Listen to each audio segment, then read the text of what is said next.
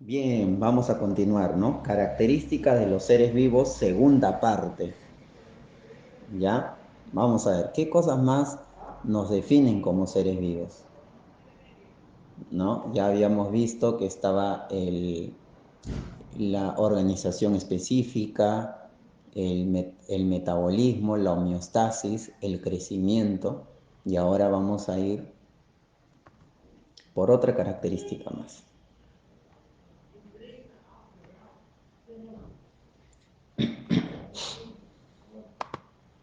A ver, reproducción.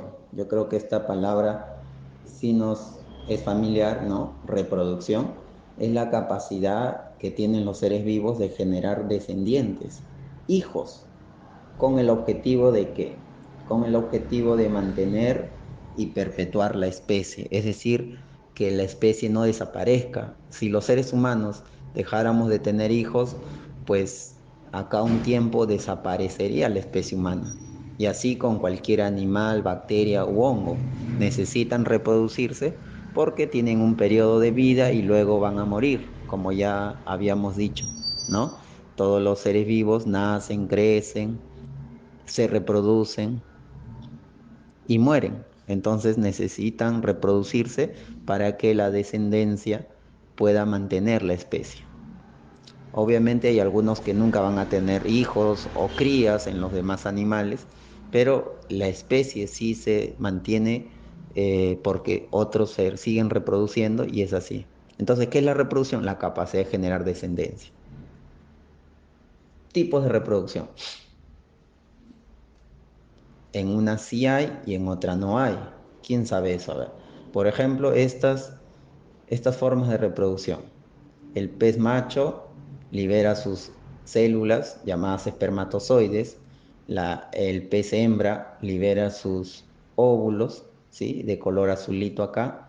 Y estas células se juntan en el agua. En el caso de los anfibios, ahí está el macho, la hembra, liberan también sus células al agua, óvulos y espermatozoides. ¿Está bien? Y las plantas, ¿cómo se reproducen? ¿Cómo se reproducen los gatos, los perros? ¿Cómo se reproducen?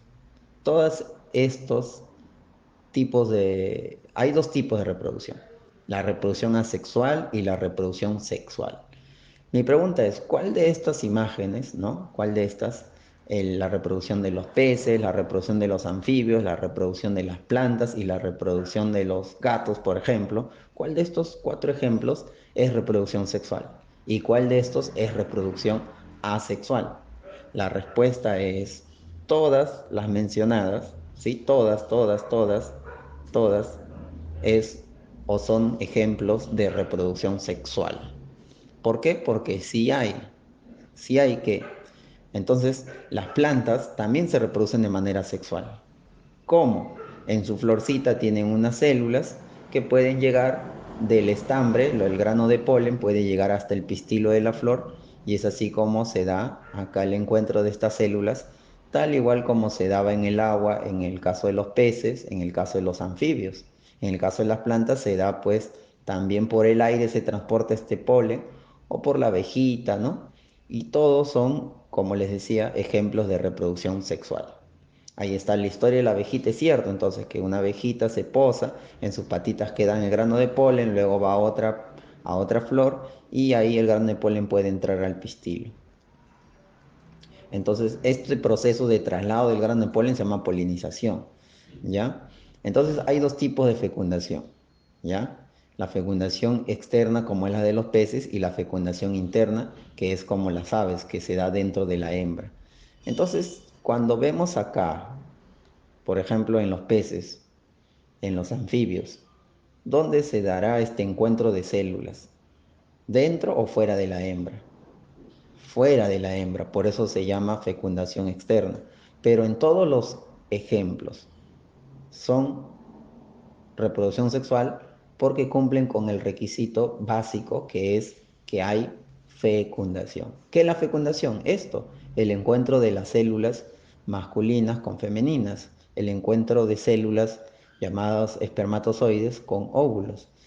No importa si ese encuentro se da en el agua, en los ríos, en los lagos, en los mares, o se da a través con la ayuda del aire, etcétera. Siempre que haya fecundación, será reproducción sexual.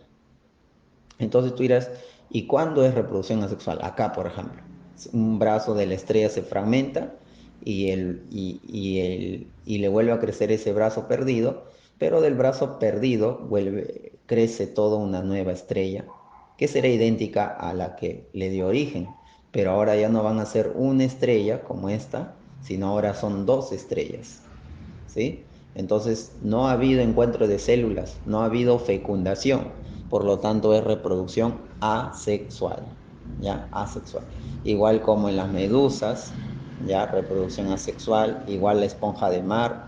Bueno, todos los animales, por favor, no olvidemos esto, se reproducen de manera sexual. Sin embargo, la estrella de mar, además de la reproducción sexual, puede tener este tipo de reproducción, que sería asexual, que se fragmenta un brazo, ¿no? Fragmentación.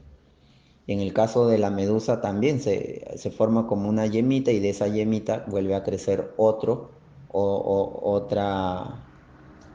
medusa o parte de esta, ¿no? La esponja de mar igual, miren, desde un fragmento, es una yema acá, desde ahí cae y esa yemita se vuelve una nueva esponja. Sería algo así como que a ti te sale un chinchón, ese chinchón se cae y de ahí sale otro tú.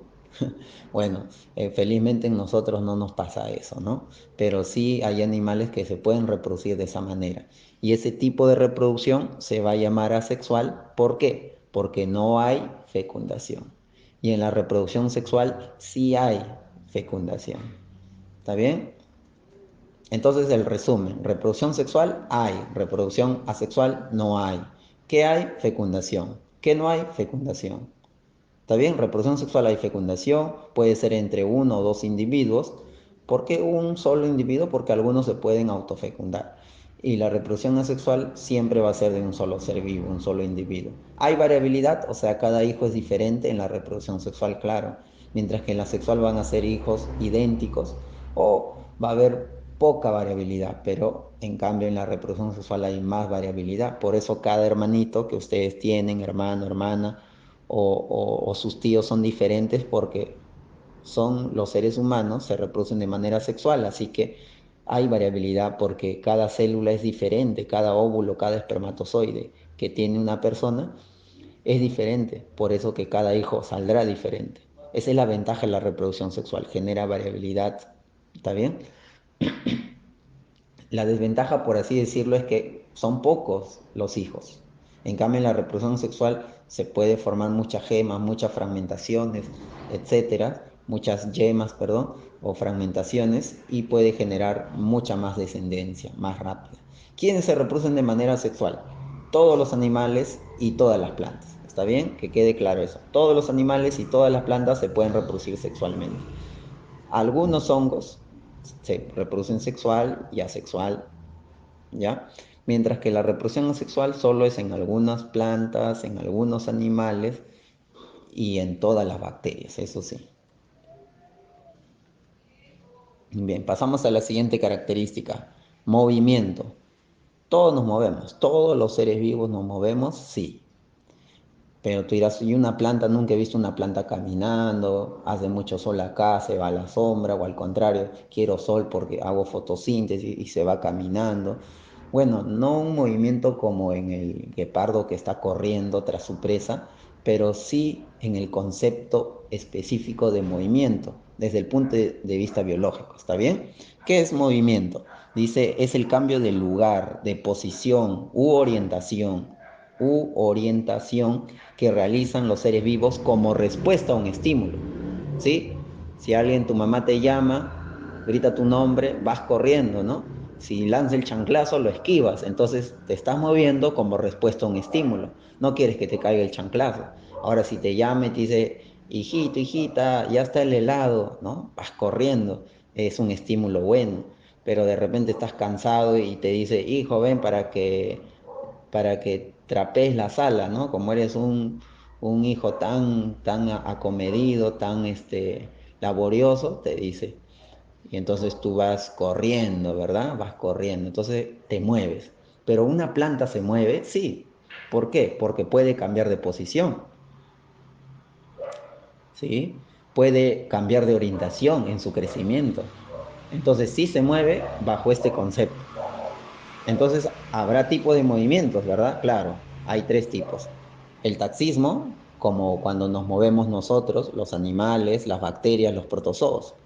La nastia, que son movimientos de las plantas, órganos específicos de las plantas. Y tropismo, que se refiere a un crecimiento en dirección a algo. Por ejemplo, la raíz crece en dirección a la tierra, crece buscando el agua, el tallo, la hoja crece buscando el sol, etc.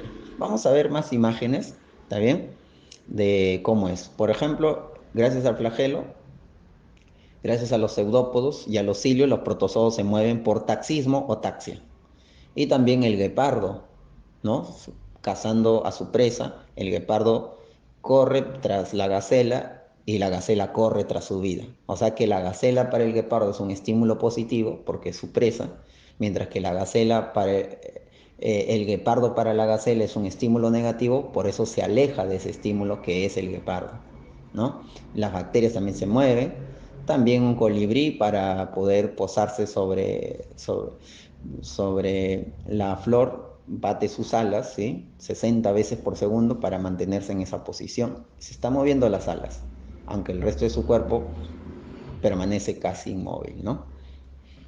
Y las personas también corremos, como cuando ella se corre de ti, o cuando tú corres hacia él, o cuando corres para entrenar, etcétera. Pero ese tipo de movimiento, cuando caminas, cuando corres, o cuando la bacteria se mueve, cuando el guepardo corre, cuando el ave vuela, todos esos son ejemplos de taxia o taxismo. Cuando alguien corre, taxia o taxismo. O sea, nosotros hacemos taxismo, los seres humanos, ¿no? No hacemos nastia, no hacemos tropismo, pero sí taxismo o taxia. Entonces, cuando las aves migran, cuando las personas corren, taxismo. Ahora en esta época estamos haciendo taxismo dentro de nuestra casa, ¿no? Haciendo crucero ahí. Cruzamos a la sala, cruzamos. Bien, vamos a seguir. ¿Cómo sería entonces otros tipos de movimiento? La nastia, por ejemplo.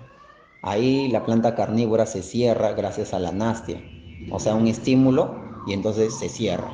O tú tocas a la mimosa púdica, y está la mimosa, miren acá, está todo así erecto, y la tocas y es como que se marchita.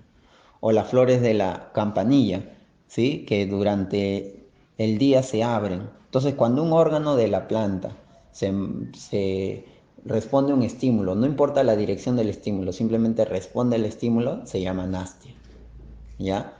Por ejemplo, la planta carnívora se cierra y atrapa al insecto, la nastia. Entonces, acuérdense, la nastia solo lo realizan las plantas, ¿sí? Nastia solo para las plantas, y un ejemplo es cuando la planta carnívora se cierra para atrapar un insecto. Y por último, el tercer movimiento es el tropismo, es crecer en dirección a algo. Por ejemplo, acá el tallo crece buscando el sol, mientras que la raíz crece buscando el agua, ¿ya? El estímulo puede ser positivo o negativo. Por ejemplo, el sol es un estímulo positivo para la hoja. La hoja busca el sol para hacer la fotosíntesis, mientras que la raíz no. Para la raíz el sol es un estímulo negativo, ¿ya? Y lo pueden ver con detenimiento esta imagen. Todos esos ejemplos de tropismo. Ya vamos acabando. Irritabilidad. ¿Qué es la irritabilidad? Es la capacidad de responder a un estímulo. Si tú estás por ahí, de repente estás planchando y te distraes un rato y tu mano toca la plancha caliente, ¿qué haces? Inmediatamente retiras la mano, ¿no? Eso es irritabilidad, es la capacidad de responder a un estímulo. Por ejemplo, la luz es un estímulo al ojo, ¿sí? Mucha luz, la pupila se contrae, el iris, ¿sí? Y mucha y poca luz más bien se dilata. De esa manera el iris crece, se contrae para que tú puedas, los músculos, ¿sí? Hacen que tú puedas ver mejor en la oscuridad.